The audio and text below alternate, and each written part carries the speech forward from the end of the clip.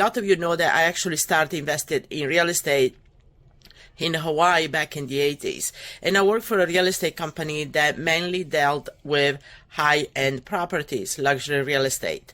And so I saw that part of the business, honestly, before I saw what we call the regular side of real estate, right?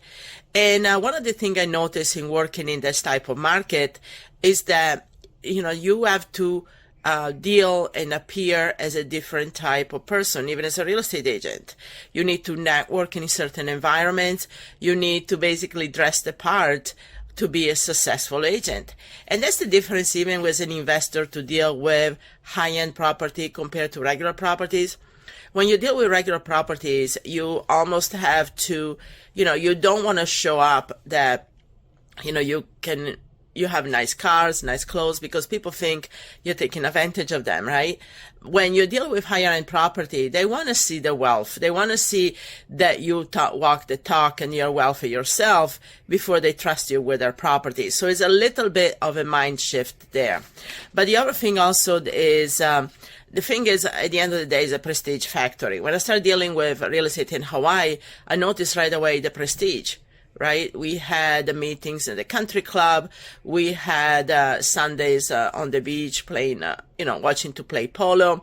We had to deal in certain environments, and that put you into a different sphere of people. So definitely the prestige factor is there. Also, long-term appreciation. High-end property appreciates so much more over time than just regular real estate. One of the favorite quotes that I saw once, and I don't remember where, but it says the quickest way to make $10 million is to add a zero to your real estate profits. And how do you add a zero to your real estate profits is by investing in higher end property. So definitely there is a historically luxury property go up in value so much more percentage wise than regular real estate. Then also diversification. There is nothing wrong with you to own regular properties, but to also add higher end properties to your portfolio, especially if you're dealing, let's say, with Airbnb or in certain exclusive areas, is definitely a good move. Okay. That is basically not putting all your eggs in one basket. For the same reason that if you deal only with high end properties, I would suggest you probably go into regular rentals, so do some other things more on the lower end as well, kind of to diversify your portfolio. Now, how does the investor benefit from doing higher end properties? Well, rental income, definitely, especially in certain areas around the country, like let's say Miami, Fort Lauderdale. Let's face it, Airbnb is in high demand. People will pay $1,000, $2,000 a night to stay on a high-end property because usually it's for short term, or, a wedding or something like that. So it's more of a destination. Like, for example, we are booking an Airbnb for the community of our students that are women in real estate investing. And we are booking this gorgeous lodge in Italy, in Tuscany, next year, which is, over $20,000 for a week. But that people do that type of thing, and that's why luxury property attracts certain type of people and communities. The other thing is tax benefits. One of the best things is about getting tax benefits, especially if you're wholesaling or doing other things where you get a lot of profits from, is you need to leverage your profits or, do something that is going to write off those profits. So investing in rentals, Airbnb, higher end properties, and then also having a business dealing with high-end properties, there is so much more that you can write off. So, for example, let's say that you buy a high-end car or a boat or anything like that that you use in the business, taking out clients or these type of things, you can write all of that off. So I'm not going to get into too much of the tax. You need to talk to a CPA, but there are definitely a lot of tax benefits, higher tax benefits when you deal with higher-end properties.